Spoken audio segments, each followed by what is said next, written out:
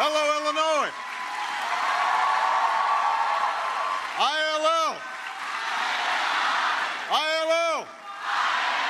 ILL. Okay. Just checking to see if you're awake. Please have a seat, everybody. It is good to be home.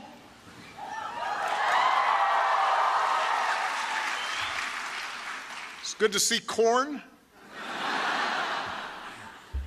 beans. I was trying to explain to somebody as we were flying in. That's corn. That's beans. They were very impressed at my agricultural knowledge. Please give it up for Amari once again for that outstanding introduction. I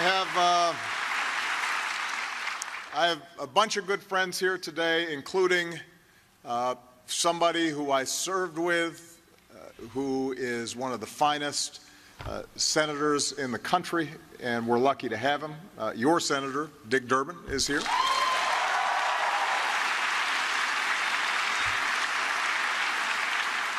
I also noticed, by the way, former Governor Edgar here, who I haven't seen in a long time, and somehow he has not aged, and I have. It is great to see you, Governor. I want to thank President Killeen and everybody at the U of I system for making it possible for me to be here today, and I am deeply honored at the Paul Douglas Award that is being given to me. He is somebody who set the path for so much outstanding public service here in Illinois. Now, I want to start by addressing the elephant in the room. I know people are still wondering why I didn't speak at the 2017 commencement. The student body president sent a very thoughtful invitation. Students made a spiffy video, and when I declined, I hear there was speculation that I was boycotting campus until Antonio's Pizza reopened. So I want to be clear. I did not take sides in that late-night food debate.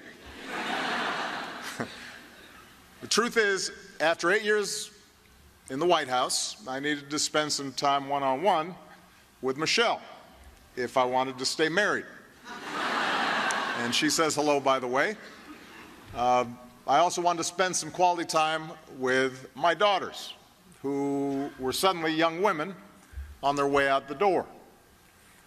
And I should add, by the way, now that I have a daughter in college, I can tell all the students here, your parents suffer. They cry privately.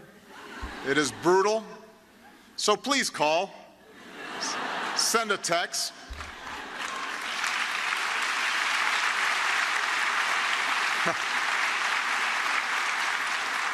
We need to hear from you, just a little something. And the truth was, I was also intent on following a wise American tradition of ex-presidents gracefully exiting the political stage and making room for new voices and new ideas.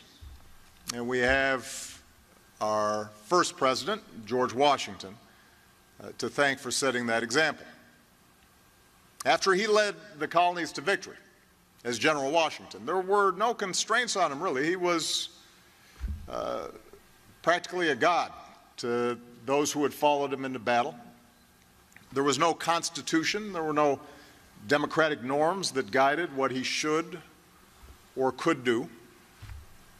And he could have made himself all-powerful. He could have made himself potentially president for life. And instead he resigned as commander-in-chief and moved back to his country estate. And 6 years later, he was elected president. But after 2 terms, he resigned again and rode off into the sunset. And the point Washington made, the point that is essential to American democracy, is that in a government of and by and for the people, there should be no permanent ruling class. There are only citizens who, through their elected and temporary representatives, determine our course and determine our character. I'm here today because this is one of those pivotal moments when every one of us, as citizens of the United States, need to determine just who it is that we are, just what it is that we stand for. And as a fellow citizen, not as an ex-president, but as a fellow citizen, I'm here to deliver a simple message, and that is that you need to vote because our democracy depends on it.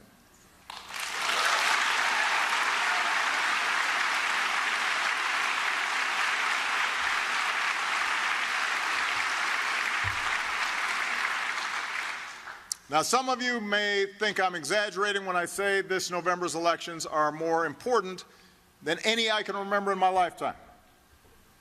And I know politicians say that all the time. I have been guilty of saying it a few times, particularly when I was on the ballot. But just a glance at recent headlines should tell you that this moment really is different. The stakes really are higher. The consequences of any of us sitting on the sidelines are more dire. And it's not as if we haven't had big elections before or big choices to make in our history. The fact is, democracy has never been easy, and our founding fathers argued about everything. We waged a civil war. We overcame depression. We've lurched from eras of great progressive change to periods of retrenchment. Still, most Americans alive today, certainly the students who are here, have operated under some common assumptions about who we are and what we stand for. Out of the turmoil of the Industrial Revolution and the Great Depression, America adapted a new economy, a 20th century economy, guiding our free market with regulations to protect health and safety and fair competition, empowering workers with union movements, investing in science and infrastructure and educational institutions like U of I, strengthening our system of primary and secondary education, and stitching together a social safety net. And all of this led to unrivaled prosperity and the rise of a broad and deep middle class, in the sense that if you worked hard, you could climb the ladder of success. Now, not everyone was included in this prosperity. There was a lot more work to do. And so, in response to the stain of slavery and segregation and the reality of racial discrimination, the civil rights movement not only opened new doors for African Americans, but also opened up the floodgates of opportunity for women and Americans with disabilities and LGBT Americans, others to make their own claims to full and equal citizenship. And although discrimination remained a pernicious force in our society and continues to this day, and although there are controversies about how to best ensure genuine equality of opportunity, there's been at least rough agreement among the overwhelming majority of Americans that our country is strongest when everybody's treated fairly, when people are judged on the merits and the content of their character and not the color of their skin or the way in which they worship God, or their last names. And that consensus then extended beyond our borders. And from the wreckage of World War II, we built a post-war web, architecture, system of alliances and institutions to underwrite freedom and oppose Soviet totalitarianism and to help poorer countries develop.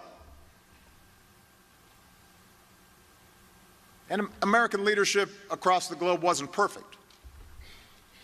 We made mistakes. At times, we lost sight of our ideals. We had fierce arguments about Vietnam, and we had fierce arguments about Iraq. But thanks to our leadership, a bipartisan leadership, and the efforts of diplomats and Peace Corps volunteers, and most of all thanks to the constant sacrifices of our men and women in uniform, we not only reduced the prospects of war between the world's great powers, we not only won the Cold War, we helped spread a commitment to certain values and principles, like the rule of law and human rights and democracy, and the notion of the inherent dignity and worth of every individual. And even those countries that didn't abide by those principles were still subject to shame and still had to at least give lip service to the idea. And that provided a lever to continually improve the prospects for people around the world. That's the story of America. A story of progress. Fitful progress, incomplete progress, but progress. And that progress wasn't achieved by just a handful of famous leaders making speeches. It was won because of countless quiet acts of heroism and dedication by citizens, by ordinary people, many of them not much older than you. It was won because, rather than be bystanders to history, ordinary people fought and marched and mobilized and built and, yes, voted to make history.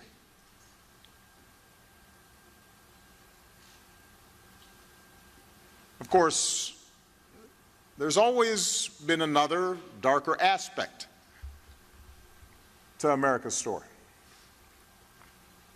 Progress doesn't just move in a straight line. There's a reason why progress hasn't been easy, and why throughout our history, every 2 steps forward seems to sometimes produce 1 step back. Each time we painstakingly pull ourselves closer to our founding ideals,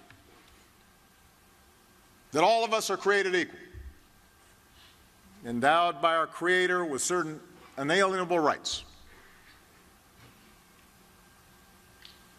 The ideals that say every child should have opportunity, and every man and woman in this country who's willing to work hard should be able to find a job and support a family and pursue their small piece of the American dream. Our ideals that say we have a collective responsibility to care for the sick and the infirm,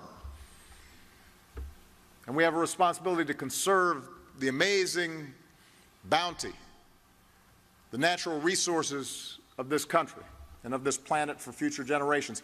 Each time we've gotten closer to those ideals, somebody somewhere has pushed back. The status quo pushes back.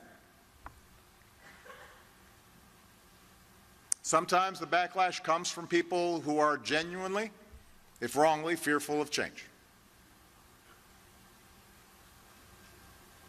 More often it's manufactured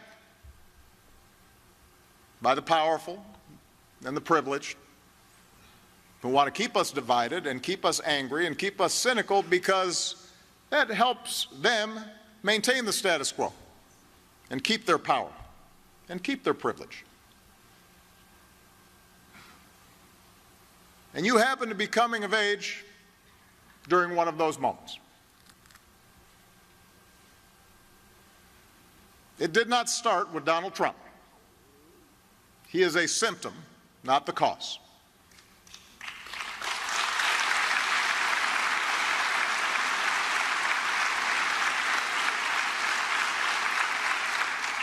He's just capitalizing on resentments that politicians have been fanning for years. A fear and anger that's rooted in our past, but it's also born out of the enormous upheavals that have taken place in your brief lifetimes. And by the way, it is brief. When I heard Amari was 11 when I got elected, and now he's like started a company. That was yesterday. But think about it. Yeah, you've come of age in a smaller, more connected world where demographic shifts and the winds of change have scrambled not only traditional economic arrangements, but our social arrangements and our religious commitments and our civic institutions. Most of you don't remember a time before 9/11 when you didn't have to take off your shoes at an airport. Most of you don't remember a time when America wasn't at war, or when money and images and information could travel instantly around the globe, or when the climate wasn't changing faster than our efforts to address it. And this change has happened fast, faster than any time in human history. And it created a new economy that has unleashed incredible prosperity. But it's also upended people's lives in profound ways. For those with unique skills or access to technology and capital, a global market has meant unprecedented wealth. For those not so lucky, for the factory worker or the office worker or even middle managers, those same forces may have wiped out your job or at least put you in no position to ask for a raise. And as wages slowed and inequality accelerated, those at the top of the economic pyramid have been able to influence government to skew things even more in their direction. Cutting taxes on the wealthiest Americans, unwinding regulations and weakening worker protections, shrinking the safety net.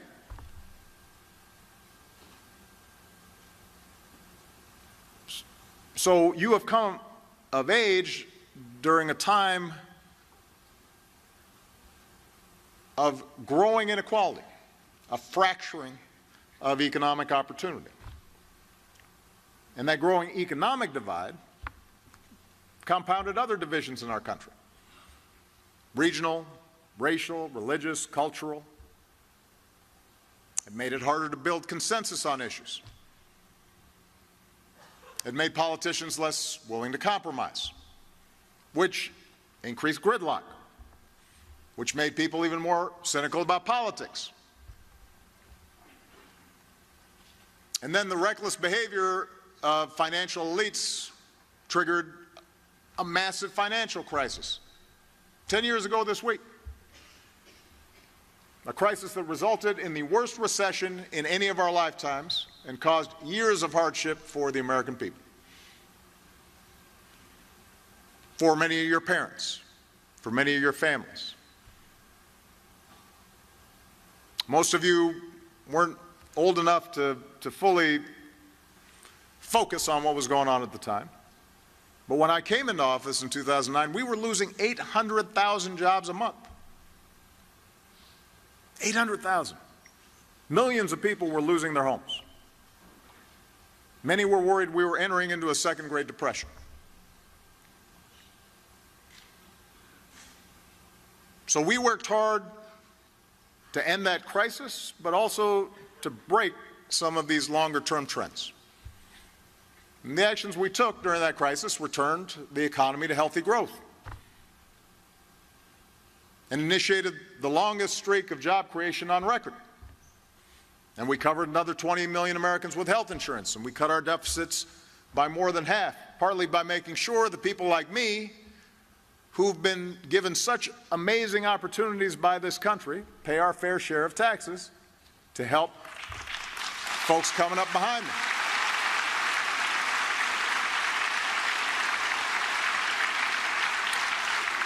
And by the time I left office, household income was near its all-time high, and the uninsured rate had hit an all-time low, and wages were rising, and poverty rates were falling.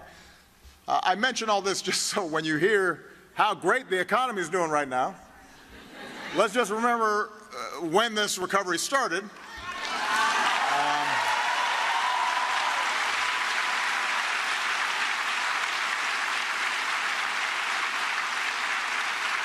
I mean, I'm glad it's continued, but when you hear about this economic miracle that's been going on, when the job numbers come out, monthly job numbers, and suddenly Republicans are saying it's a miracle, I have to kind of remind them, actually, those job numbers are the same as they were in 2015 and 2016, and anyway,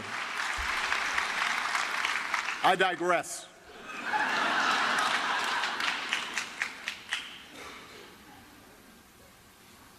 So we made progress, but, and this is the truth, my administration couldn't reverse 40-year trends in only 8 years, especially once Republicans took over the House of Representatives in 2010 and decided to block everything we did, even things they used to support. So we pulled the economy out of crisis, but to this day, too many people who once felt solidly middle class still feel very real and very personal economic insecurity. Even though we took out bin Laden and wound down the wars in Iraq and our combat role in Afghanistan and got Iran to halt its nuclear program, the world's still full of threats and disorder that come streaming through people's televisions every single day. And these challenges get people worried, and it frays our civic trust. And it makes a lot of people feel like the fix is in and the game is rigged, and nobody's looking out for them, especially those communities outside our big urban centers. And even though your generation is the most diverse in history, with a greater acceptance and celebration of our differences than ever before, those are the kinds of conditions that are ripe for exploitation by politicians who have no compunction and no shame about tapping into America's dark history of racial and ethnic and religious division. Appealing to tribe, appealing to fear, pitting one group against another, telling people that order and security will be restored if it weren't for those who don't look like us or don't sound like us or don't pray like we do. That's an old playbook. It's as old as time. And in a healthy democracy, it doesn't work. Our antibodies kick in. And people of goodwill from across the political spectrum call out the bigots and the fear-mongers and work to compromise and get things done and promote the better angels of our nature. But But when there's a vacuum in our democracy, when we don't vote, when we take our basic rights and freedoms for granted, when we turn away and stop paying attention, and stop engaging, and stop believing, and look for the newest diversion, the electronic versions of bread and circuses, then other voices fill the void.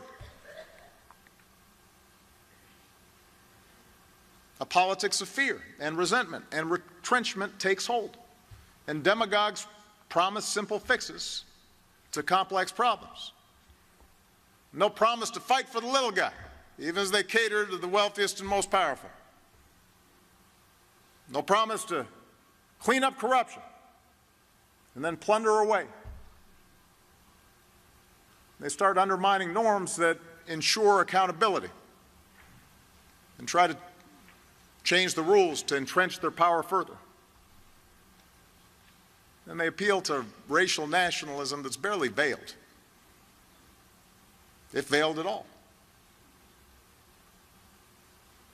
Sound familiar? Now understand, this is not just a matter of Democrats versus Republicans or liberals versus conservatives. At various times in our history, this kind of politics has infected both parties. Southern Democrats were the bigger defenders of slavery. It took a Republican president, Abraham Lincoln, to end it. Dixiecrats filibustered anti-lynching legislation, opposed the idea of expanding civil rights. And although it was a Democratic president and a majority Democrat Congress, spurred on by young marchers and protesters, that got the Civil Rights Act and the Voting Rights Act over the finish line, those historic laws also got passed because of the leadership of Republicans like Illinois' own Everett Dirksen. So neither party has had a monopoly on wisdom.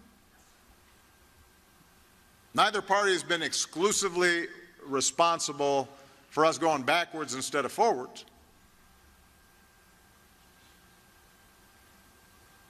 But I have to say this, because sometimes we hear, oh, a plague on both your houses.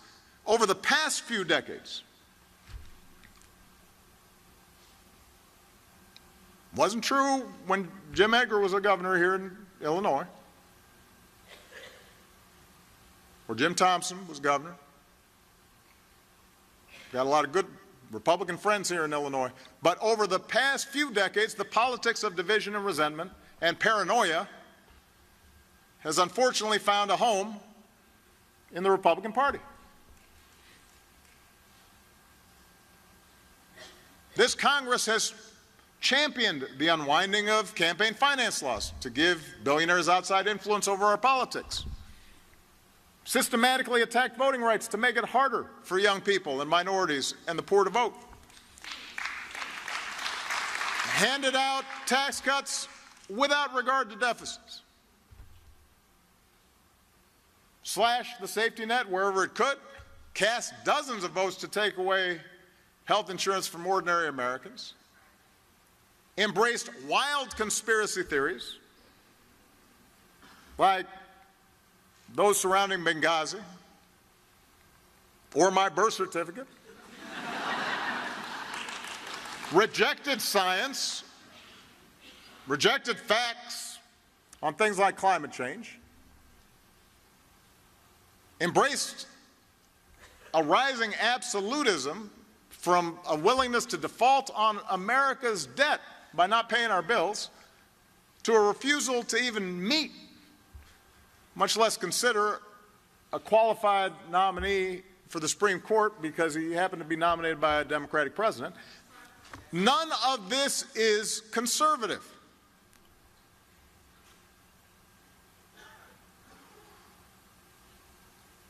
I don't mean to pretend I'm channeling Abraham Lincoln now, but that's not what he had in mind, I think, when he helped form the Republican Party. It's not conservative. It sure isn't normal. It's radical. It's a vision that says the protection of our power and those who back us is all that matters, even when it hurts the country.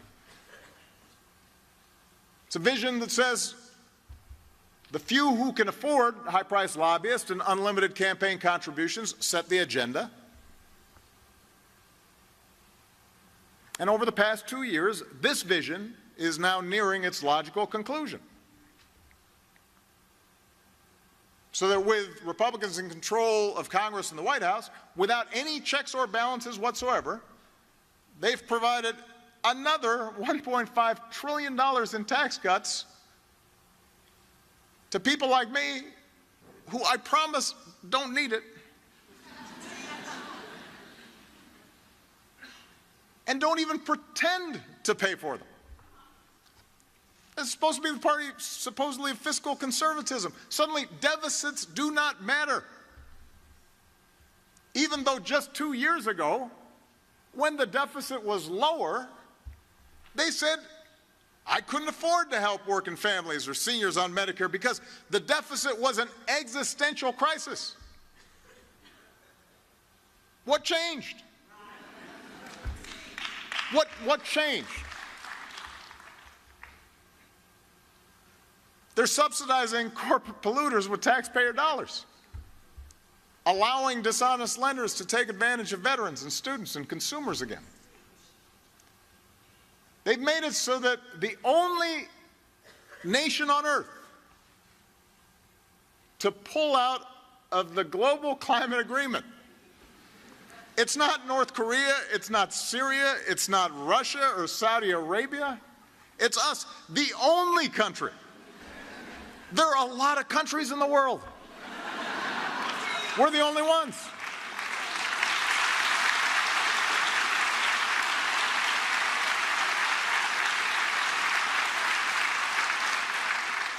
They're undermining our alliances, cozying up to Russia. What happened to the Republican Party? Its central organizing principle in foreign policy was the fight against communism, and now they're cozying up to the former head of the KGB, actively blocking legislation that would defend our elections from Russian attack. What happened? Their sabotage of the Affordable Care Act has already cost more than 3 million Americans their health insurance. And if they're still in power next fall, you better believe they're coming at it again. They've said so.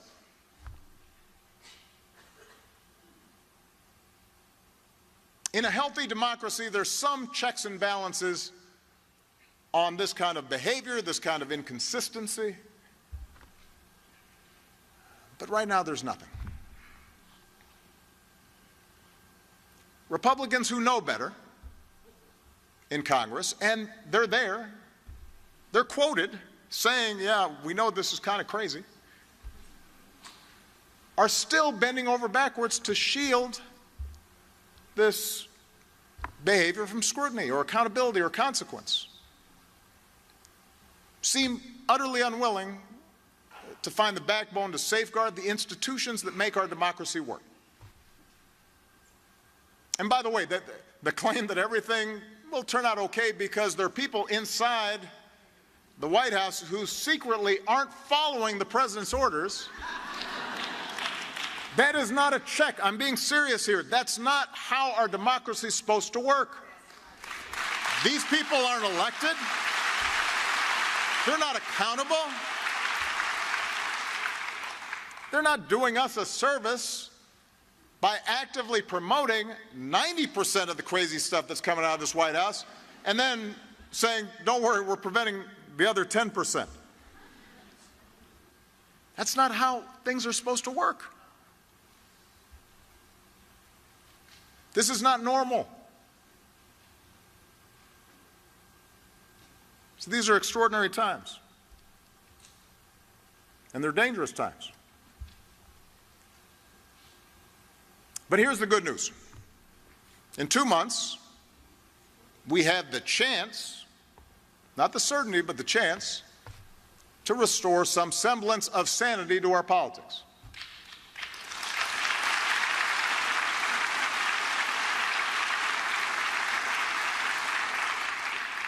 Because there is actually only one real check on bad policy and abuses of power, and that's you. You and your vote.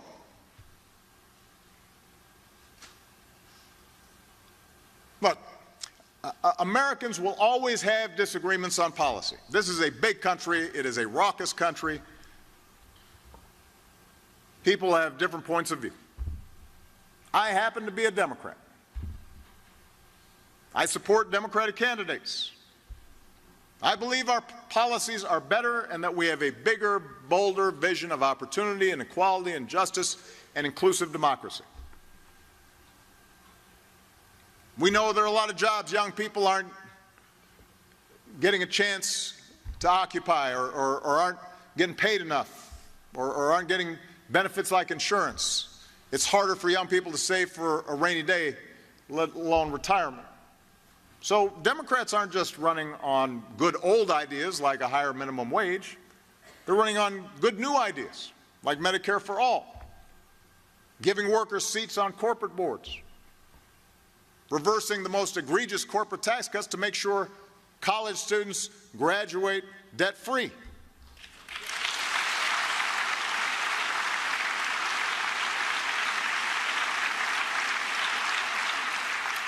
We know that people are tired of toxic corruption and that democracy depends on transparency and accountability. So Democrats aren't just running on good old ideas like requiring presidential candidates to release their tax returns and barring lobbyists from making campaign contributions, but on good new ideas like barring lobbyists from getting paid by foreign governments.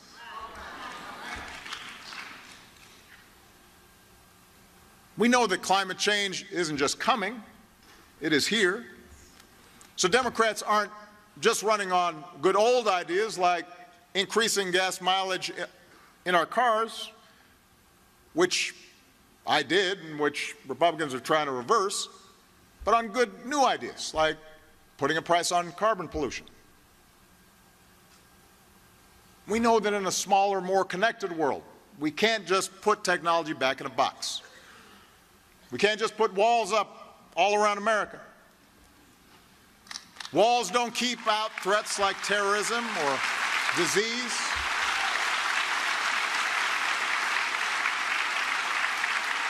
And that's why we propose leading our alliances and helping other countries develop and pushing back against tyrants. And Democrats talk about reforming our immigration system. So yes, it is orderly and it is fair and it is legal, but it continues to welcome strivers and dreamers from all around the world. That's why I'm a Democrat. That's a set of ideas that I believe in. But I am here to tell you that even if you don't agree with me or Democrats on policy, even if you believe in more libertarian economic theories, even if you are an evangelical and our position on certain social issues is a bridge too far,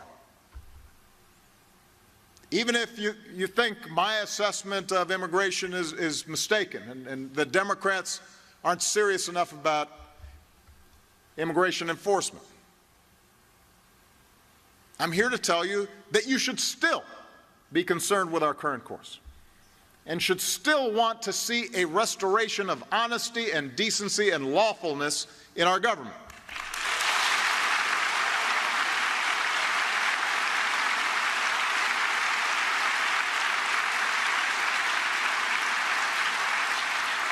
It should not be Democratic or Republican. It should not be a partisan issue to say that we do not pressure the Attorney General or the FBI to use the criminal justice system as a cudgel to punish our political opponents.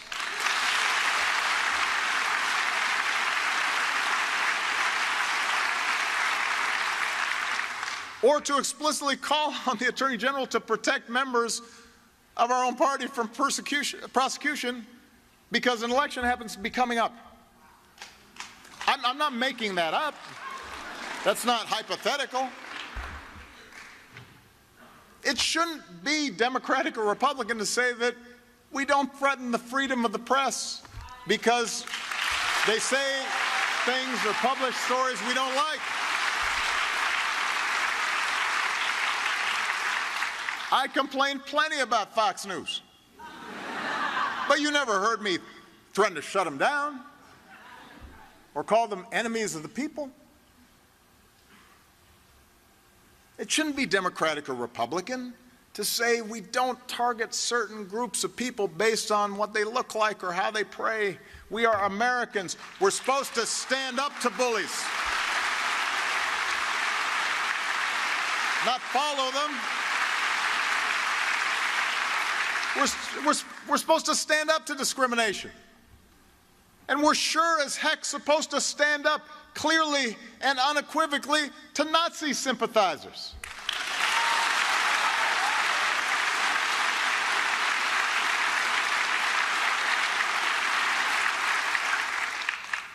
How hard can that be, saying that Nazis are bad?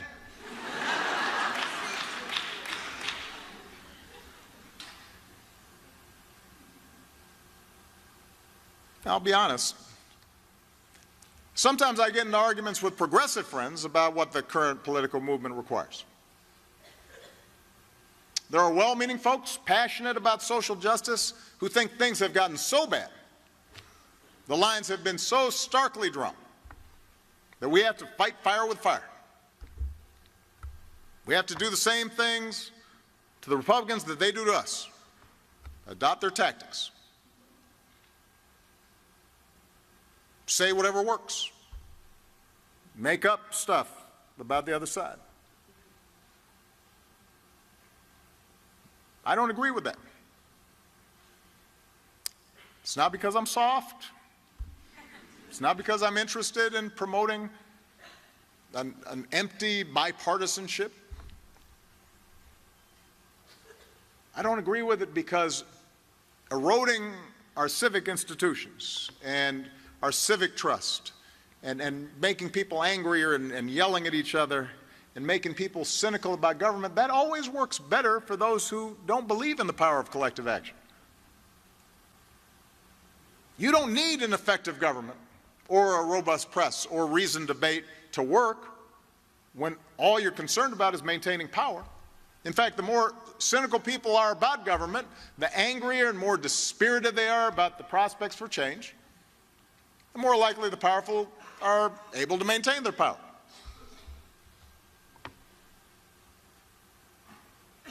But we believe that in order to move this country forward, to actually solve problems and make people's lives better, we need a well-functioning government. We need our civic institutions to work. We need cooperation among people of different political persuasions. And to make that work, we have to restore our faith in democracy.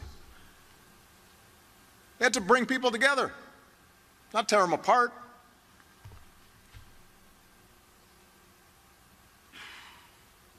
We need majorities in Congress and state legislatures who are serious about governing and want to bring about real change and improvements in people's lives.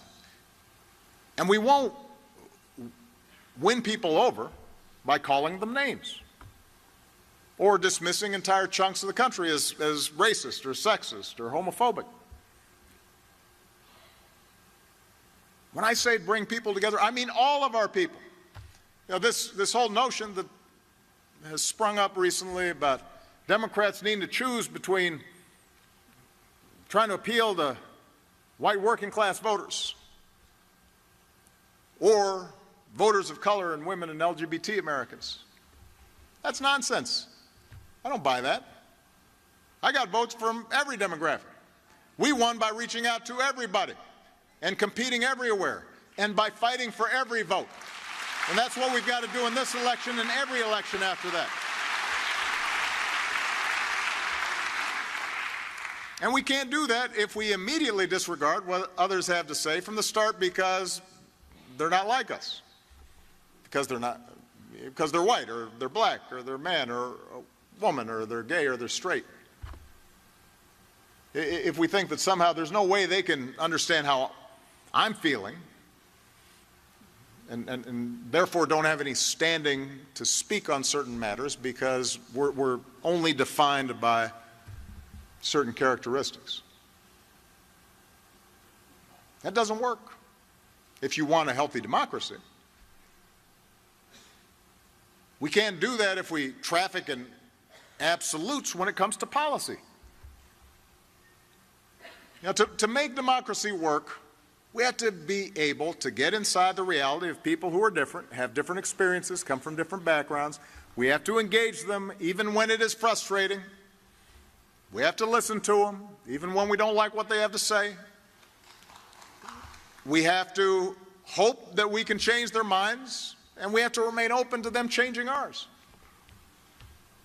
And that doesn't mean, by the way, abandoning our principles or caving to bad policy in the interests of maintaining some phony version of civility. That seems to be, by the way, the definition of civility offered by too many congressional Republicans right now. We will be polite so long as we get 100% of what we want and you don't call us out on the various ways that we're sticking it to people. And we'll click our tongues and issue vague statements of disappointment when the president does something outrageous, but we won't really actually do anything about it. That's not civility. That's abdicating your responsibilities. But again, I digress. Making democracy work means holding on to our principles, having clarity about our principles, and then having the confidence to get in the arena and have a serious debate. And it also means appreciating that progress does not happen all at once, but when you put your shoulder to the wheel, if you're willing to fight for it, things do get better. And let me tell you something, particularly young people here. Better is good. I used to have to tell my young staff this all the time in the White House. Better is good. That's the history of progress in this country. Not perfect, better. The Civil Rights Act didn't end racism, but it made things better. Social Security didn't eliminate all poverty for seniors, but it made things better for millions of people. Do not let people tell you the fight's not worth it because you won't get everything that you want. The idea that, well, you know, there's racism in America, so I'm not going to bother voting. No point. That makes no sense. You can make it better.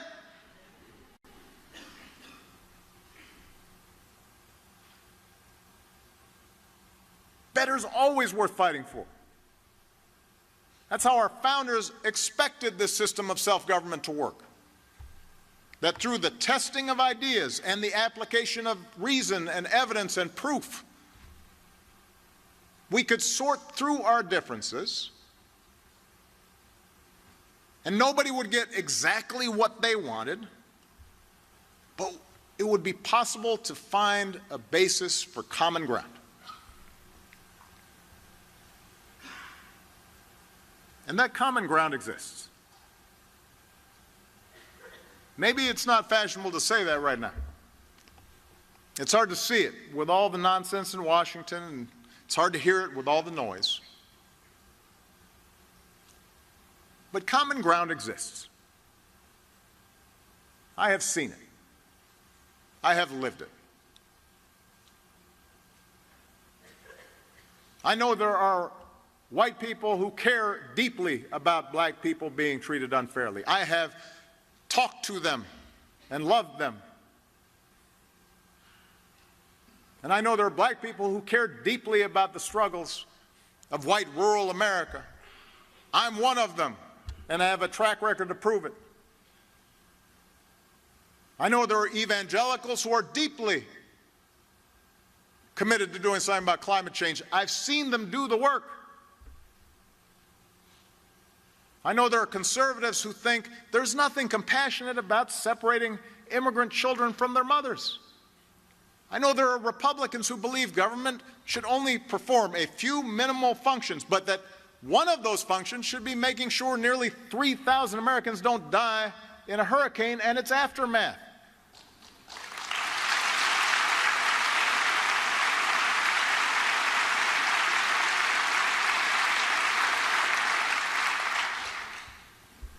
Common ground's out there. I see it every day.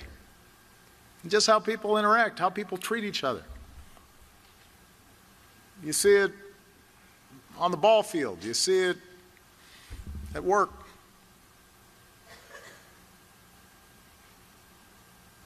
You see it in places of worship. But to say that common ground exists doesn't mean it will inevitably win out.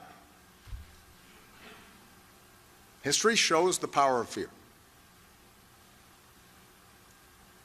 And the closer that we get to Election Day, the more those invested in the politics of fear and division will do anything to hang on to their recent gains. Fortunately, I am hopeful, because out of this political darkness, I am seeing a great awakening of citizenship all across the country. I cannot tell you how encouraged I've been by watching so many people get involved for the first time, or the first time in a long time. They're marching and they're organizing and they're registering people to vote, and they're running for office themselves. Look at this crop of Democratic candidates running for Congress and running for governor, running for the state legislature, running for district attorney, running for school board. It is a movement of citizens who happen to be younger and more diverse and more female than ever before, and that's really useful.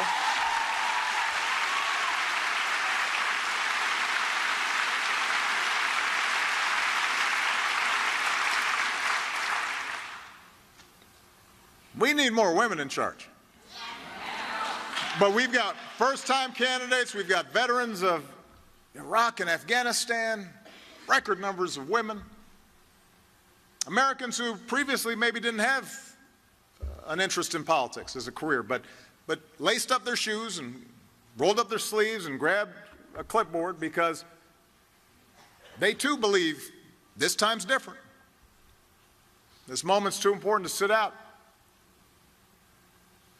And if you listen to what these candidates are talking about in individual races across the country, you'll find they're not just running against something, they are running for something.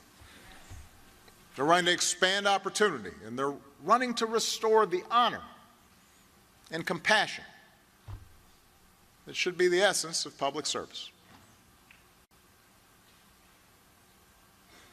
And speaking as a Democrat, that's when the Democratic Party has always made the biggest difference in the lives of the American people, when we led with conviction and principle and bold new ideas.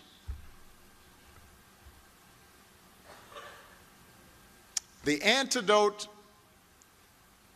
to a government controlled by a powerful few, a government that divides, is a government by the organized, energized, inclusive many. That's what this moment's about. That has to be the answer. You cannot sit back and wait for a savior. You can't opt out because you don't feel sufficiently inspired by this or that particular candidate. This is not a rock concert. This is not Coachella. We don't need a Messiah. All we need are decent, honest, hard-working people who are accountable and who have America's best interests at heart.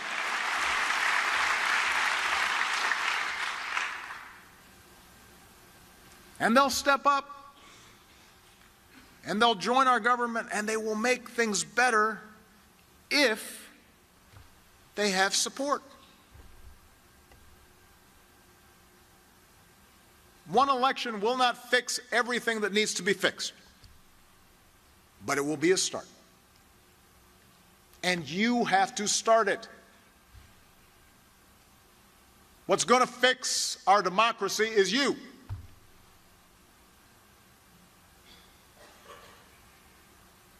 People ask me, what are you going to do for the election? Now the question is, what are you going to do?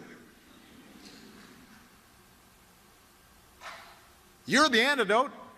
Your participation and your spirit and your determination, not just in this election, but in every subsequent election and in the days between elections.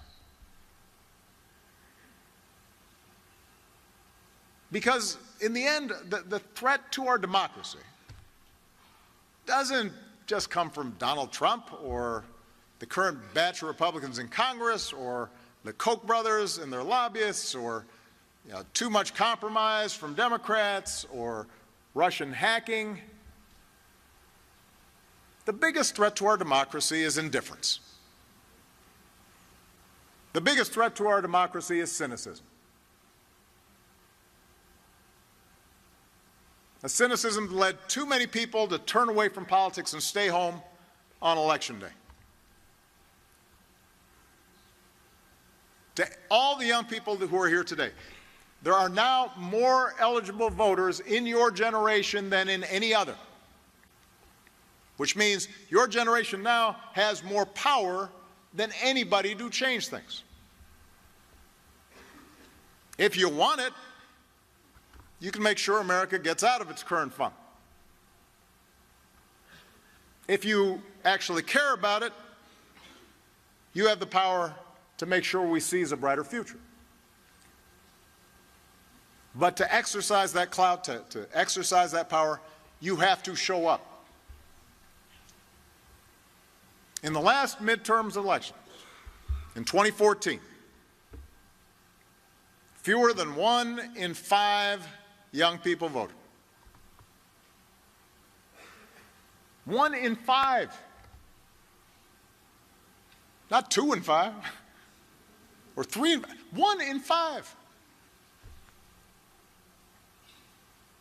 Is it any wonder this Congress doesn't reflect your values and your priorities? Are you surprised by that? This whole project of self-government only works if everybody's doing their part. Don't tell me your vote doesn't matter. I've won states in the presidential election because of 5, 10, 20 votes per precinct. And if you thought elections don't matter, I hope these last 2 years have corrected that impression.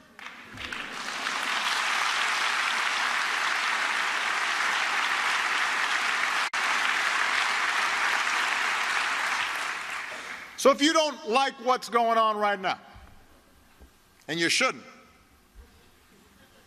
do not complain. Don't hashtag. Don't get anxious. Don't retreat. Don't binge on whatever it is you're binging on. Don't lose yourself in ironic detachment. Don't put your head in the sand. Don't boo. Vote. Vote.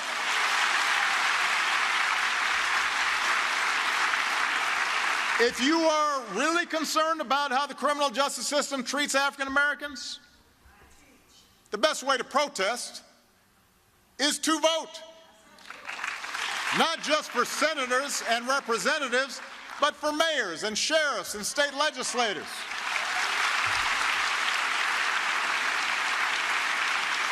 Do what they just did in Philadelphia and Boston, and elect state's attorneys and district attorneys who are looking at issues in a new light, who realize that the vast majority of law enforcement do the right thing in a really hard job.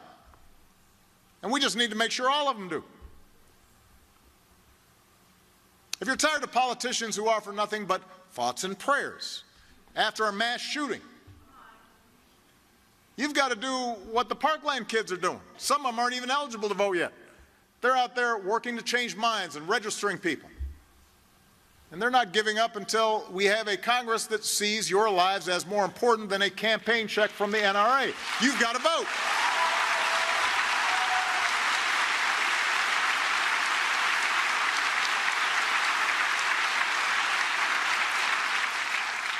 If you support the Me Too movement, you're outraged by stories of sexual harassment and assault, inspired by the women who shared them.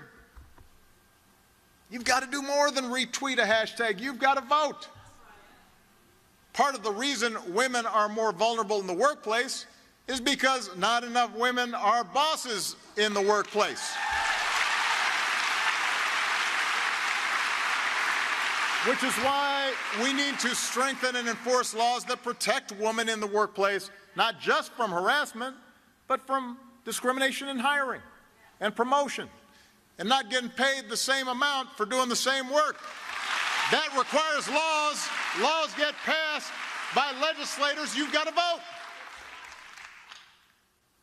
When you vote, you've got the power to make it easier to afford college and harder to shoot up a school. When you vote, you've got the power to make sure a family keeps its health insurance. You could save somebody's life. When you vote, you've got the power to make sure white nationalists don't feel emboldened to march with their hoods off or their hoods on in Charlottesville in the middle of the day.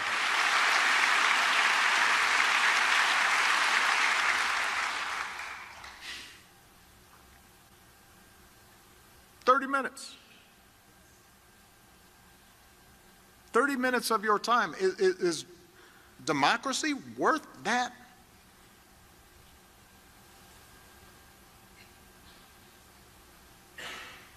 We have been through much darker times than these. And somehow each generation of Americans carried us through to the other side. Not by sitting around and waiting for something to happen. Not by leaving it to others to do something, but by leading that movement for change themselves.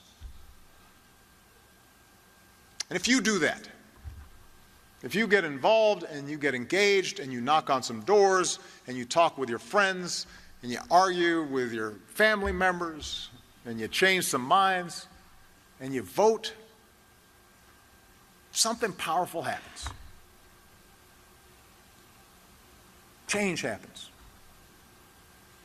Hope happens. Not perfection.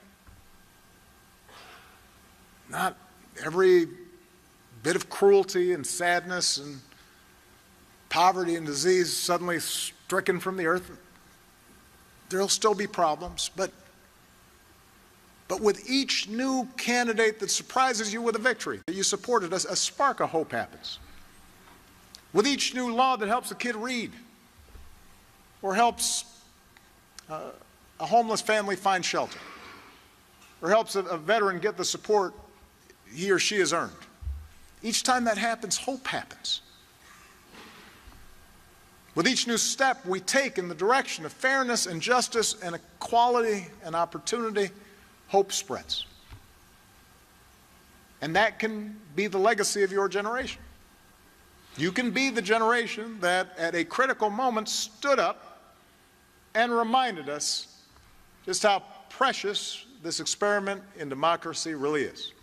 Just how powerful it can be when we fight for it, when we believe in it. I believe in you. I believe you will help lead us in the right direction, and I will be right there with you every step of the way. Thank you, Illinois. God bless you. God bless this country we love. Thank you.